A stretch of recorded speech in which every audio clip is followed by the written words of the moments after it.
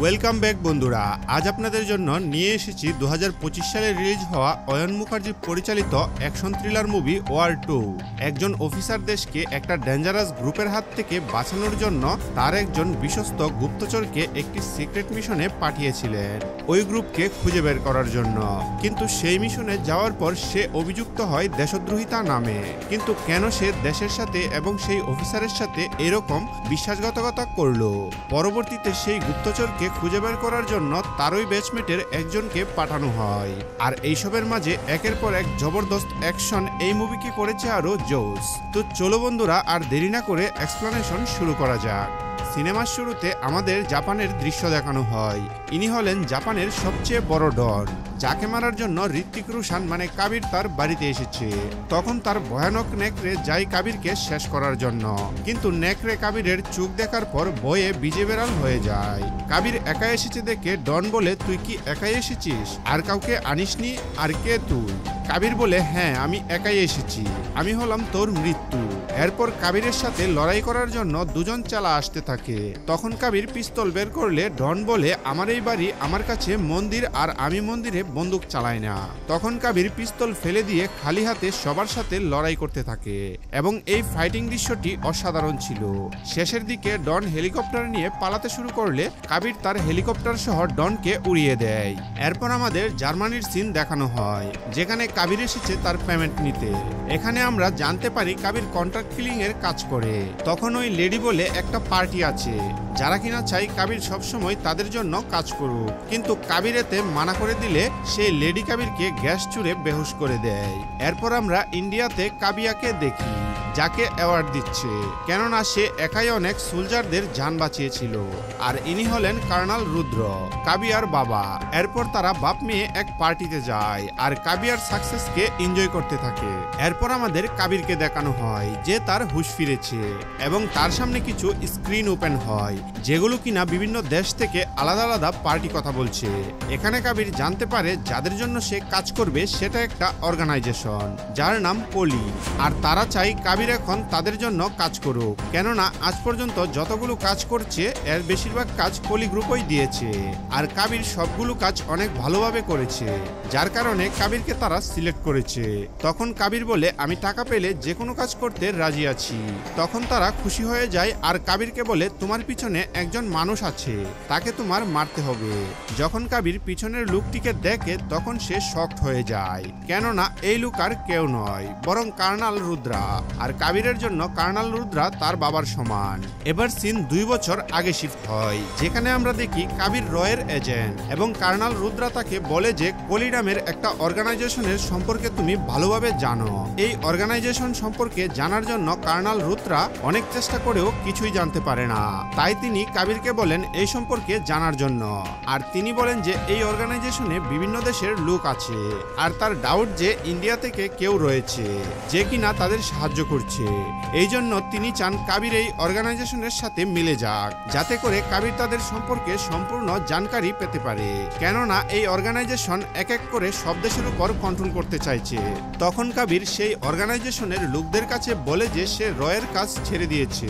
এরপর সে এমন এমন কাজ করতে থাকে যাতে সেই অর্গানাইজেশনের লোকেরা নিজেরা এসে কাবিরের কাছে ধরা দেয়। আর ঠিক এমনটাই হয়। তখন তারা তাকেও তাদের অর্গানাইজেশনের মেম্বার বানাতে চায়, অর্থাৎ কাবির এখন যা কিছু করছিল তা টাকার জন্য মানুষ খুন করা ছিল না, বরং এই গ্রুপে যোগ দেওয়ার জন্যই এসব করছিল। তো কর্নেল রুদ্রা কবিরকে একটু দূরে নিয়ে গিয়ে বলে, এই মিশনের ব্যাপারে তুমি সবই জানো। তো কর্নেল রুদ্রা কবিরকে একটু দূরে নিয়ে গিয়ে বলে, এই মিশনের ব্যাপারে শুধু তুমিই জানো, যদি ইন্ডিয়াকে বাঁচাতে হয় তাহলে তোমাকে আমায় মেরে এই টেস্ট পাস করতে হবে। কাবির বলে, না আমি এটা করতে পারবো না, আপনার একটা মেয়েও আছে। তাতে রুদ্রা বলে, কবির আমরা সবাই সৈনিক, আমাদের জন্য কোনো সম্পর্কই মাইনে রাখে না, আমাদের জন্য শুধু ইন্ডিয়াই প্রথম। তুমি ওই কলিকে এমন শিক্ষা দেবে যেন ভবিষ্যতে কোনো রাক্ষস ভারতের দিকে চোখ তুলে তাকাতেও সাহস না পায়। এবার কবির অনিচ্ছা সত্ত্বেও কর্নেল রুদ্রাকে গুলি করে দেয়। এরপর আমরা দেখি যখন এই খবর কাব্যার কাছে পৌঁছায় সে খুব কান্নাকাটি করে। তখনই তাকে জানানো হয় যে তাদের কাছে একটি ভিডিও পাঠানো হয়েছে। সেই ভিডিওতে কবিরের কর্নেল রুদ্রাকে মারার দৃশ্যটাই রেকর্ড করা ছিল। কাবিয়া তখন তা দেখে খুব রেগে যায়। এরপর আমরা কাবিরকে দেখি যে কলি গ্রুপ গ্রুপের সাথে দেখা করতে যায়। ওই ক্রিমিনাল গ্রুপেরই একজন, যে কিনা ভারতের ক্রিমিনাল, সে সামনে আসে। তার নাম ছিল গৌতম গুলাটি। সে একজন ব্যবসায়ী ছিল। কবির তাকে বলে, তুমি কর্নেল রুদ্রাকে মারার ভিডিও কেন পাঠিয়েছ? অর্থাৎ তারা চেয়েছিল কাবিরকে ভারতের বিশ্বাসঘাতক প্রমাণ করতে, যাতে সে আর ভারতে ফিরতে না পারে। তখন গৌতম গুলাটি কাবিরকে বলে, আমরা সবাই কলির একটা অংশ, আমাদের ভাবনা অনেক বড়, আমাদের গ্রুপে তোমাকে স্বাগত। তো কাবিরকে এই গ্রুপে যুক্ত করে নেওয়া হয়। এরপর আমরা কর্নেল রুদ্রার শেষকৃত্য দেখি। সেখানে একজন নতুন রয়ের চিফের এন্ট্রি হয়, যার নাম ছিল বিক্রান্ত কল। সে কাবিয়া এবং সিএম কে বলে, আমরা কর্নেল রুদ্রার খুনিকে ছাড়ব না। তখন ওই কাবিয়া বলে, আমিও এই টিমে যোগ দিতে চাই। এতে বিক্রান্ত বলে, আমি তোমার কষ্ট বুঝতে পারছি, কিন্তু আমি আমার টিমের সদস্য নিজে পছন্দ করি, এতে পরিবারের সদস্যকে যুক্ত করতে পারি না। তখন ওই সিএম বলে, কাবিয়া একজন সেরা অফিসার, ওকে তোমার টিমে নিতেই হবে। আর তুমি যা ভাবছ যে তোমার টিম কবির পর্যন্ত পৌঁছে যাবে, সেই ভুল ধারণা থেকে বেরিয়ে এসো। ও কেমন তা আমি জানি, তোমার টিম ওর চুলও বাঁকা করতে পারবে না। সে এও জানায় যে এমন একজন এজেন্টকে চেনে যে কাবিরের সমকক্ষ, সে যা একবার ঠিক করে তাই করে। অর্থাৎ সিএম এর কথা অনুযায়ী টিমকে বিক্রম লিড করবে। এবার আমরা বিক্রমকে দেখি যে সোমালিয়ায় ছিল, কোনো একটা মিশনে যাওয়ার জন্য তৈরি হচ্ছিল। তখনই জানা যায় যে সম্প্রতি কিছু সন্ত্রাসী ভারতের স্বরাজ জাহাজে হামলা করে সমস্ত অস্ত্র লুট করে নিয়েছে এবং 8 জন অফিসার তাদের কবজায় আছে। আর আস্তানা ছিল সমুদ্রের ধারে একটি বোর্ডিংয়ে এবং তার চারপাশে ল্যান্ডমাইন পাতা ছিল, অর্থাৎ কেউ নিচ থেকে এলে মারা যেত। তো আমরা দেখি যে বিক্রম যে একটু জেদি এবং অ্যাডভান্স ছিল, সে সব কাজ একা করতেই ভালোবাসতো। সে একটি চার্টার প্লেন ধরে উড়ে গিয়ে তাদের আস্তানায় পৌঁছে যায়। সেখানে পৌঁছানো মাত্রই তাণ্ডব শুরু করে দেয়, অর্থাৎ চারিদিকে ধ্বংসলীলা চালিয়ে যে লিডার সন্ত্রাসী ছিল তাকে মেরে নিজের অফিসারদের নিরাপদে বাঁচিয়ে নেয়। এবার সিন দিল্লির হেডকোয়ার্টারে শিফট হয়, যেখানে বিক্রান্ত কাবিয়ার সাথে আলোচনা করছিল যে কাবির আসলে কি কারণে রুদ্রাকে মেরেছিল। তাদের মতে কাবির তো রুদ্রাকে বাবার মতো মনে করত, খুব ভালোবাসতো, তার সব কথা মানত, তাহলে কিভাবে মারতে পারলো? বিক্রমও সেখানে উপস্থিত ছিল। সেও অনুমান করে যে হয়তো টাকার জন্য মেরেছে, কিন্তু তাকে জানানো হয় যে কাবিরের জন্য টাকা কোনো ব্যাপার না, তার জন্য ভারতই প্রথম। এটাও ভাবা হয় যে তার কোনো পরিবার নেই, তাহলে সে কার জন্য এমন করতে পারে? তখনই কাবিয়া বলে একটা মিশনের সময় ও নয়নার সাথে পরিচিত হয়েছিল, যে কিনা মারা যায়। আর ওর একটা মেয়ে আছে রুহি, যাকে কাবির খুব ভালোবাসে। তো এখানে সিদ্ধান্ত নেওয়া হয় যে যদি কাবির রুহিকে রক্ষা করে তাহলে সে তার সাথে দেখা করতে অবশ্যই আসবে। এবার আমরা স্পেনের একটি কলেজ দেখি, যেখানে রুহি পড়াশোনা করত। সে তার বয়ফ্রেন্ডের সাথে ঘুরছিল। তখনই কাবির তার ফোনে একটি কোড ওয়ার্ড পাঠায় রেড। এটা দেখে সে ভাবতে থাকে যে রেড মানে কি হতে পারে। তখনই সে দেখে যে একজন বৃদ্ধ তাকে ফুল বিক্রি করছে। রুহি তখন বুঝে যায় এবং এই ফুলটা নিয়ে নেয়। তার মধ্য থেকে একটি ইয়ারবাড বের করে সে কাবিরের সাথে যোগাযোগ করে। কাবির তাকে বলে, আমার কথা শুনো, তুমি ওখান থেকে ভেতরে এসো। রুহি বলে, আমি জানি তুমি যখনই আমার সাথে এভাবে যোগাযোগ করো তার মানে আমাদের পিছনে কেউ আছে। আর ঠিক তাই ছিল, কারণ বিক্রম কাবিয়ার সাথে ফিল্ডিং সাজিয়েছিল এবং কিছু লোক রুহির পিছু নিতে শুরু করে। এই ব্যাপারটা কাবির জানতে পারে যে তাকে র এজেন্টরা ঘিরে ফেলেছে। এবার সে লুকিয়ে ভেতরে যায় এবং রুহিকে বলে একটা গাড়ি চুরি করে বাইরে দাঁড়িয়ে থাকতে। ওদিকে কাবির ছাদে উঠে। সেখান থেকে সে যখন নিচে লাফ দেওয়ার চেষ্টা করে তখনই কাবিয়া সেখানে চলে আসে। সে কাবিরকে জিজ্ঞেস করে, একবার শুধু বলে দাও যে তুমি বাবাকে মারোনি। কাবির তখন কিছুই বলে না, যা দেখে কাবিয়া বুঝে যায় যে উই মেরেছে। এবার দুজনের মধ্যে ফাইট হয়, কিন্তু কাবির কোনোভাবে নিচে লাফিয়ে রুহির সাথে গাড়িতে বসে পালাতে শুরু করে। কিন্তু তার সামনে ছিল বিক্রম। সে তার পিছু নেয়। পিছু করতে করতে বিক্রম কাবিরকে একটা ব্রিজের উপর গিয়ে গিরে ফেলে। এবার কাবির ফেসে যায় যে সে কি করবে। ওদিকে বিক্রম বন্দুক বের করে তাকে মারার জন্য তৈরি ছিল। ঠিক তখনই একটা মেট্রো চলে আসে। কাবির গাড়িটাকে মেট্রোর উপর জাম করিয়ে দেয় এবং তার উপর দিয়েই চলতে থাকে। এদিকে বিক্রমও মেট্রোর উপর লাফিয়ে তার পিছু করতে থাকে, কিন্তু কিছুক্ষণ পর টানেল আসার কারণে বিক্রম ফেঁসে যায়। সে তখন যাত্রীদের বাঁচানো জরুরি মনে করে সে সামনের অংশটা খুলে দেয়, যার ফলে ট্রেনের বগিগুলো আলাদা হয়ে যায় আর কাবির ও রুহি নিচে নদীতে ঝাঁপ দেয়। এভাবেই কাবির বিক্রমের হাত থেকে বেঁচে যায়। এবার সে মানালি যায়, যেখানে খালিদের মা থাকতো। খালিদের মা কাবিরকে দেখে নিজের ছেলেকে মনে করতে থাকে। সে বলে, তুমি একজন বিশ্বাসঘাতকের ছেলেকে সম্মান দিয়েছ, এই ঋণ আমি কখনোই ভুলবো না। তুমি খুব ভাগ্যবান, ঈশ্বর তোমাকে নিজের দেশের রক্ষার জন্য বেছে নিয়েছেন। যাও, নিজের মিশন পূরণ করো। তো কাবির রুহিকে তাদের কাছে রেখে ইয়েমেনে যায়, যেখানে সে গৌতম গুলাটির সাথে দেখা করে। সেখানে জানা যায় যে গুলাটি তাকে মেসেজ করে জানিয়েছিল যে তাকে কলেজে ধরার পরিকল্পনা করা হয়েছে। এই শুনে কাবির গুলাটিকে জিজ্ঞেস করে, তুমি কিভাবে জানলে যে আমাকে ধরতে আসছে? মনে হচ্ছে রয়ের এজেন্টদের মধ্যে তোমার কোনো গুপ্তচর আছে, তাই না?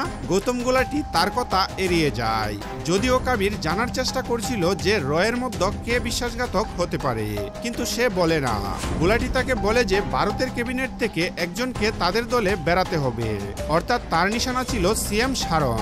সে বলে, আমি সারংকে অনেকবার আমাদের দলে টানার চেষ্টা করেছি, কিন্তু তার মধ্যে দেশভক্তি ঠাসা আছে, সে মানছে না। তাই তোমাকে তাকে আমাদের সাথে মেলাতে হবে। এর জন্য গৌতম গুলাটি একটা প্ল্যান বানায়। সে বলে, সারংয়ের এক ভাই আছে যে তার পরিবারের সাথে চার্টার্ড ফ্লাইটে সিঙ্গাপুর থেকে দিল্লি আসছে, যেখানে সারংয়ের স্ত্রীও আছে। তোমাকে ওদের মারতে হবে, তাহলে সারংয়ের মাথা থেকে দেশভক্তির ভূত নেমে যাবে। কাবির বলে, আমি যখন দেশভক্তি ছেড়ে দিয়েছি তখন একজন নেতার মাথা থেকে নামানো তা কোনো ব্যাপারই নয়। এরপর কাবির বিক্রমকে একটি ফেক আইডির মাধ্যমে একটা হোটেলে ডাকে। সেখানে বিক্রম কাবিরকে দেখে অবাক হয়ে যায়, কিন্তু সে জানতে চায় যে কাবির তাকে কেন ডেকেছে।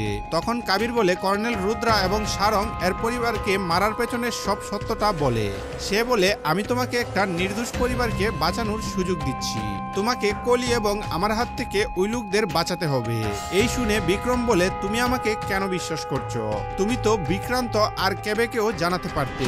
তখন কাবির বলে, আমার বিক্রান্তের উপর ভরসা নেই, কে জানে হয়তো সে কালীর সাথে মিলে গেছে। আর তুমি তো জানোই কাব্য আমার উপর রেগে আছে। তো এখানে বিক্রম কাবিরের কথা মেনে নেয়, কিন্তু আজকের রাতটা উৎসব পালন করা যাক। এরপর দুজনে খুব নাচে। পরের দিন কাবির সারংয়ের পরিবারকে মারার জন্য আকাশ থেকেই উপর থেকে একটা প্লেন নিয়ে হামলা করে। সেখানেই বিক্রমও ছিল। তো কাবির আর বিক্রম দুজনে মিলে কলির যত লোক ছিল সবাইকে মেরে ফেলে। যখন সবাই শেষ হয়ে যায় তখন আমরা দেখি যে একজন এয়ার হোস্টেস সারংয়ের পরিবারকে ওষুধ খাইয়ে অজ্ঞান করে দিয়েছিল।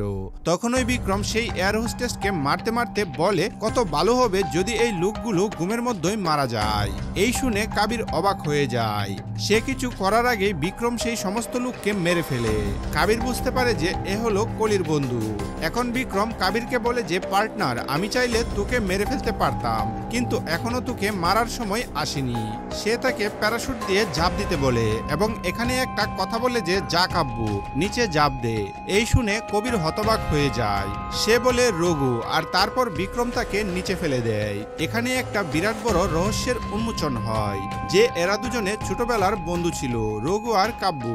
এবার আমরা তাদের ছোটবেলার গল্প দেখতে পাই। দৃশ্যটি 1999 সালের মুম্বাইয়ের। আমরা দেখি যে কবিরকে কিছু ছেলে মারধর করছে যাতে সে ভিক্ষা করতে বাধ্য হয়। তারা তাকে পেরেশান করছিল। তখনই সেখানে রঘু সবকিছু দেখছিল। সে রেগে গিয়ে তাদের উপর আক্রমণ করে কাবিরকে বাঁচিয়ে নেয়। দুজনেই তখন ট্রেনের উপর চড়ে পালিয়ে যায়। তখন কাবির বলে, রঘু, আমাকেও এসব শিখাতে হবে। আসলে রঘু ছিল একজন চোর। সে চুরি করত, অর্থাৎ সবকিছুতেই সে পারদর্শী ছিল। সে বলে, যদি একবার হাত ধরিস তাহলে সারা জীবন সঙ্গ দিতে হবে, আর যদি ছেড়ে যাস তাহলে এখনই চলে যা। তখন কাবির প্রতিজ্ঞা করে যে যা কিছুই হয়ে যাক না কেন তারা একে অপরের সঙ্গ ছাড়বে না। এরপর রঘু তাকে ধীরে ধীরে চুরি করা এবং লড়াই করা শেখায়। তার একটাই নিয়ম ছিল, আই এম ফার্স্ট, সেই প্রথম। সে তখন কাবিরের নাম রাখে কাব্য। একদিন চুরি করতে গিয়ে তারা দুজনেই পুলিশের হাতে ধরা পড়ে যায়। কাব্য ধরা পড়ে কিন্তু রঘু পালিয়ে যায়। তবে কিছুক্ষণ পরে সে নিজের বন্ধুর জন্য পুলিশের কাছে আত্মসমর্পণ করে। তার বক্তব্য ছিল পালালে একসাথে পালাবো, আর ধরা পড়লেও একসাথেই ধরা পড়বো। এরপর তাদের একটি বাল্যগৃহে কিশোর সংশোধনাগারে পাঠানো হয়, যেখানে কিনা অনেক বাচ্চা ছিল। একদিন রঘু বলে, চল কাব্য, আজ এখান থেকে পালিয়ে যায়। ঠিক সেই দিনই সেখানে কর্নেল রুদ্রা আসেন। তিনি প্রতি 6 মাস অন্তর অন্তর কিছু বাচ্চাকে বেছে নিয়ে নিজের আর্মিতে যোগ দেওয়াতেন। তিনি বলেন, তোমরা চোর হও বা অন্য কিছু, তাতে আমার কিছুই যায় আসে না। আমি তোমাদের সম্মান নিয়ে বাচ্চার দেশের সেবা করার এবং উর্দি পড়ার একটা সুযোগ দিতে চাই। অর্থাৎ প্রশিক্ষণের সময় যে বাচ্চারা পাশ করত তাদের তিনি বেছে নিতেন। তখন রঘু বলে, চল কাব্য, ওকে দেখিয়ে দেই আমরা কি জিনিস। এবার প্রশিক্ষণ শুরু হয়। রঘু আর কাব্য সবকিছুতেই প্রথম হতে থাকে। তাদের শারীরিক এবং মানসিক উভয় পরীক্ষা নেওয়া হচ্ছিল। প্রশিক্ষণ শেষ হলে কর্নেল রুদ্রা দুজনকে বেছে নেন, একজন কাবির এবং অন্যজন জিতেন্দ্র। এই শুনে রঘু হতাশ হয়ে পড়ে। তার বক্তব্য ছিল যে সে প্রতিটি পরীক্ষায় প্রথম হয়েছে, সবকিছু পাশ করেছে, তাহলে তার নির্বাচন কেন করা হলো না। এই একই কথা কাব্য রুদ্রাকে বলে যে, স্যার, আমি যা কিছু শিখেছি সবকিছু ওর কাছ থেকেই শিখেছি, ও সবকিছুই করতে পারে, ও আমার থেকেও সেরা। কিন্তু রুদ্রা বলেন, ও শারীরিকভাবে প্রথম হলেও তোমার বন্ধু মানসিকভাবে প্রস্তুত নন। ওর চিন্তা ভাবনা ভালো নয়, কারণ রঘুর ভাবনা ছিল যে নিজের থেকেও বড় আর কিছুই নেই, যেখানে কাবিরের ভাবনা ছিল সবার আগে দেশ। কিন্তু রঘু দেশের কথা কিছুই ভাবতো না, সে নিজেকে রাজা বানাতে চাইতো। এ কারণেই কর্নেল রুদ্রা তাকে অযোগ্য ঘোষণা করেন। রঘু খুব রেগেছিল। সে কাব্যকে বলে, চল আমরা এখান থেকে পালিয়ে যাই, আরো অনেক বড় চোর হব, দুনিয়ার উপর রাজত্ব করব। কিন্তু কাব্য বলে, না, উনি আমাদের একটা সুযোগ দিচ্ছেন দেশের সেবা করার জন্য, তুইও রাজি হয়ে যা। 6 মাস পর উনি আবার আসবেন, তখন তুই নির্বাচিত হয়ে যাবি। কিন্তু রঘু রাজি হয় না।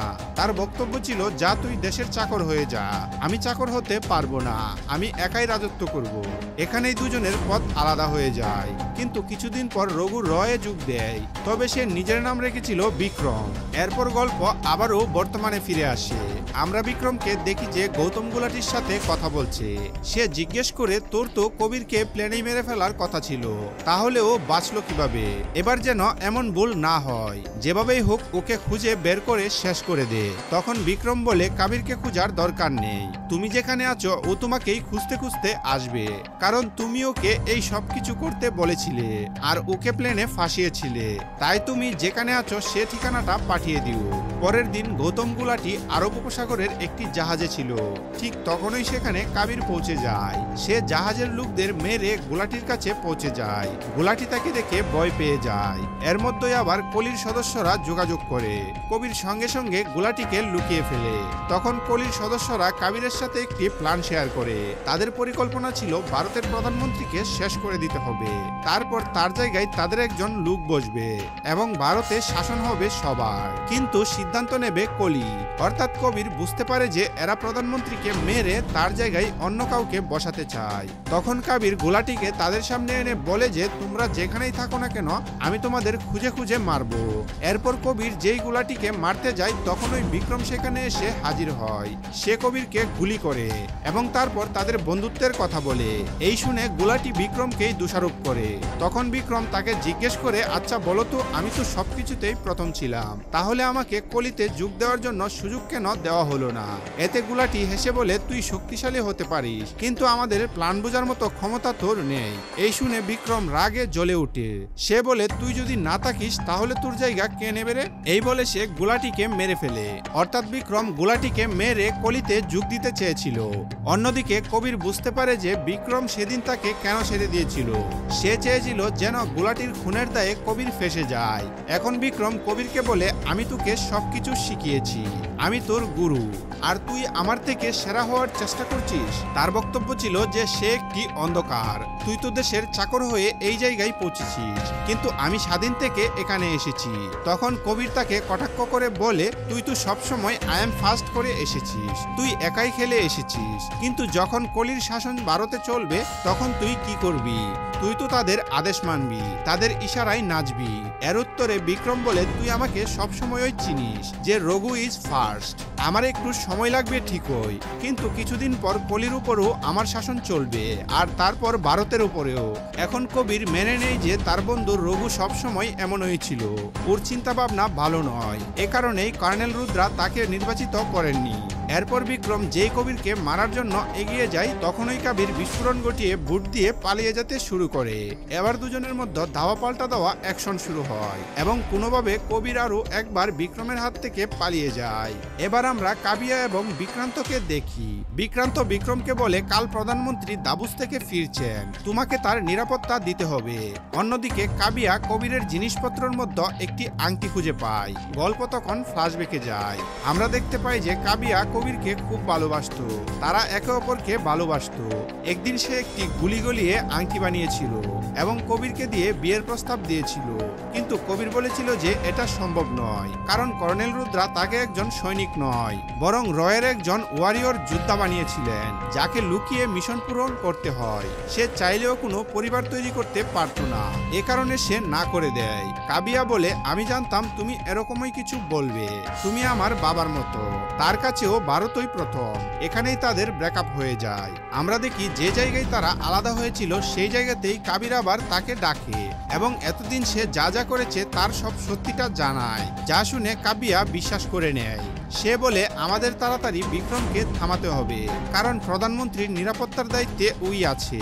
প্রধানমন্ত্রী দাবুস থেকে আসছেন। এরপর আমরা বিক্রমকে দেখি যে কলির সদস্যের সাথে দেখা করতে যায়। কলির সদস্যরা তাকে গুলাটির জায়গায় জেনারেল বানিয়ে দেয়। বিক্রম খুশি হয়ে বলে, এবার না কবির বাঁচবে না প্রধানমন্ত্রী।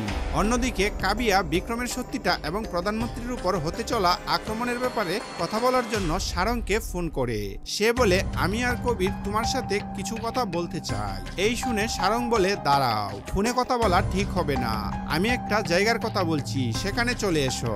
সারং তাদের একটি পার্কিং লটে ডাকে।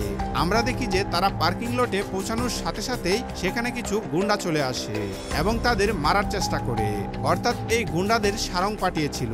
কবির এখানে বুঝতে পারে যে কলির আসল তাস হলো সারং। তারা প্রধানমন্ত্রীকে মেরে সারংকেই প্রধানমন্ত্রী বানাতে চেয়েছিল এবং বিক্রম সারংয়ের যে পরিবারকে মেরেছিল তা সারং নিজেই খুন করিয়েছিল, যাতে জনগণের সহানুভূতি তার দিকে থাকে এবং সে প্রধানমন্ত্রী হতে পারে। যদিও এখানে তারা চারদিক থেকে ঘিরে পড়েছিল, ঠিক সময়ে বিক্রান্ত এসে তাদেরকে বাঁচিয়ে নেয়।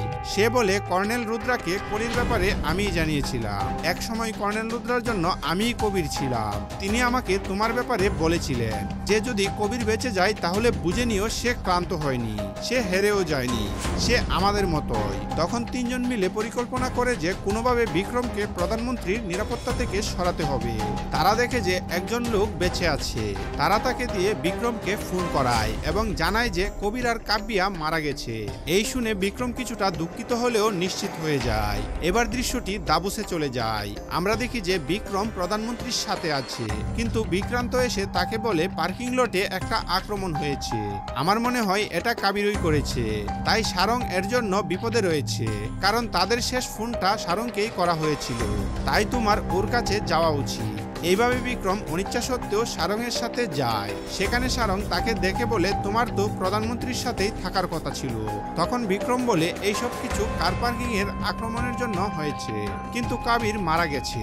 এই শুনে সারং খুব খুশি হয়, কিন্তু ঠিক তখনই কাবির তাকে গুলি করে দেয়, যার ফলে সারং সঙ্গে সঙ্গে মারা যায়। তারপর সে বিক্রমকে ফোন করে জানায়। এটা দেখে বিক্রম অবাক হয়ে যায় যে সে ভেবেছিল কাবির মারা গেছে। তখন কাবির বিক্রমকেও গুলি করে। সে বলে, চিন্তা করিস না, তুই মরবি না, তোর হৃৎপিণ্ডের 1 ইঞ্চি নিচে মেরেছি, আমি আজও তোকে বলতে পারিনি, তাই তোকে মারতে পারলাম না। এবার কবির চলে যায়। অন্যদিকে বিক্রম আইসিইউতে ছিল। ওদিকে বিক্রান্ত সারংয়ের মৃতদেহ নিয়ে প্রধানমন্ত্রীর সাথে ভারতে ফেরার পরিকল্পনা করে। বিক্রম যখন হাসপাতালে ছিল তখনই সেখানে কলির সদস্যরা উপস্থিত হয়। তারা বলে, তুমি ব্যর্থ হয়েছ, এখন তোমাকে মরতে হবে, কারণ তাদের পুরো পরিকল্পনা ব্যস্তে গিয়েছিল, কারণ সারং মারা গিয়েছিল। বিক্রম তাদের বলে, খেলা এখনো শেষ হয়নি, আমাকে একটা সুযোগ দাও, আমি কবিরকে মেরে ফেলবো। তখন কলি তাকে আবারও একবার সুযোগ দিয়ে বলে, তোমার কাছে মাত্র 24 ঘন্টা সময় আছে, এর মধ্যে কবিরকে খুঁজে বের করে মেরে ফেলো। এবার বিক্রম কবিরকে ফোন করে বলে যে চল, সবকিছু ভুলে যা, ভুলে যা যে তুই কবির, আর কবির আমার বন্ধু ছিল। আমি আর তুই মুখোমুখি হব, যে জিতবে সেই প্রথম। কবির এতে রাজি হয়ে যায়। সে বলে বল কোথায় আসতে হবে। অন্যদিকে বিক্রান্ত এবং কাব্যা তাকে সেখানে যেতে বারণ করে বলে যে কর্নেল রুদ্রাও এভাবেই ফেসে গিয়েছিলেন। এটা বিক্রমের একটা পরিকল্পিত চাল, তুমি ওর ফাঁদে পা দিও না। কিন্তু কবির মানে না, সে বিক্রমের সাথে দেখা করতে চলে যায়। সেখানে পৌঁছানোর পর সে জানতে পারে যে বিক্রম এখনো প্রধানমন্ত্রীকে মারার পরিকল্পনা করে রেখেছে। সে এই জিনিসটা কবিরকে দেখায়। কবির তা দেখেই বলে যে মনে হচ্ছে প্রধানমন্ত্রী এখনো সুরক্ষিত নন। যদিও কবির বিক্রান্তের সাথে যোগাযোগে ছিল, তাই বিক্রান্ত বুঝতে পারে যে সে প্রধানমন্ত্রীর উপর হতে চলা আক্রমণের বিরুদ্ধে লড়ছে। এদিকে বিক্রম বলে, তোর কি মনে হয় তুই সারংকে মেরে দিয়েছিস বলে সব খেলা শেষ হয়ে গেছে? আমরাও আরো একটা সারং তৈরি করতে পারি। এই কথাই কবির বিক্রমকে মারে। এখন বিক্রম তাকে রাগানোর চেষ্টা করে। সে বলে, তুই যার সাথেই থেকেছিস সবাই মারা গেছে, সবকিছু তোর জন্যই হয়েছে। প্রথমে নয়না, তারপর খালিদ, আর তারপর রুদ্রা। এই শুনে কবির তাকে আরো মারে। এবার দুজনের মধ্যে অনেক লড়াই হয়। শেষে কবির বিক্রমকে আহত করে ফেলে। সে মরতে যাচ্ছিল, তখনই বিক্রম বলে, তুই জিতে গেছিস, আমি হেরে গেছি। তুই সবসময়ই প্রথম ছিলি, তোর মামা তোকে ঠিক চিনেছিলেন। আমি সবসময় প্রথম হওয়ার জন্য ছুটে বেরিয়েছি, কিন্তু তুই সবসময় নিজের দেশের সাথে ছিলি। অর্থাৎ বিক্রম বুঝতে পারে যে সে ভুল ছিল। তখন কবির বলে, আমাকে তো তুই সবকিছু শিখিয়েছিলি, তুই আমার থেকেও সেরা, আর আজও ভারতের সেরা সৈনিক হয়েই থাকতে পারিস। এই শুনে বিক্রম তাকে জানায় যে প্রধানমন্ত্রী এখনো বিপদে আছেন, ওকে বাঁচিয়ে নে, কারণ আমরা সারংয়ের দেহের মধ্যে বোমা লাগিয়েছি। কবির এই কথাটা বিক্রান্তকে জানায়। এদিকে কবির বিক্রমকে নিয়ে চলে যায়। অন্যদিকে বিক্রান্ত সারংয়ের দেহটি নিচে ফেলে দেয়, যার ফলে প্রধানমন্ত্রী নিরাপদে ভারতে পৌঁছে যান। যদিও বিক্রান্ত ও কর্নেল রুদ্রার মতো কবিরকেও বিশ্বাসঘাতক প্রমাণ করে। তার বক্তব্য ছিল যে কবির ওই প্রধানমন্ত্রীকে মারার চেষ্টা করেছিল, সে একজন বিশ্বাসঘাতক। দৃশ্যটি তখন 9 মাস পরে দেখানো হয়। আমরা দেখি যে কবির মস্কোতে আছে, সেখানে বিক্রমও ছিল। তারা দুজনে মিলে কলির প্রত্যেকটা সদস্যকে শেষ করতে শুরু করে। এরপর তারা একে অপরের থেকে আলাদা হতে যাচ্ছিল। বিক্রম বলে, গল্প এখানেই শেষ হয় না, না জানি আরো কত কলি জন্ম নিতে থাকবে। কবির বলে, যা কিছুই হোক না কেন, যতদিন এই রাক্ষসরা থাকবে ততদিন কোনো পাঠান, কোনো টাইগার, কোনো কবির, কোনো রোগও তাদের ফেস করবে। এখানে কবির বলে, তুই আমাকে বাঁচাতে শিখিয়েছিলি, আমি তোকে জীবন দিলাম, যা ভাই, হিসাব বরাবর হয়ে গেল। আর এখানেই দুজন আলাদা আলাদা পথে চলে যায়। এরপর কবির কাবিয়ার সাথে থাকতে শুরু করে। তো বন্ধুরা, এর সাথে আমাদের এখানেই ওয়ার 2 এর গল্প শেষ হয়। আমাদের গল্পটি আজকে আপনাদের কেমন লেগেছে তা আমাকে কমেন্ট করে জানাতে ভুলবেন না, এবং এমনই আরো নিত্য নতুন ভিডিও পেতে আমাদের সঙ্গেই থাকুন। দেখা হচ্ছে নেক্সট কোনো ভিডিওতে। সেই পর্যন্ত ভালো থাকুন, সুস্থ থাকুন।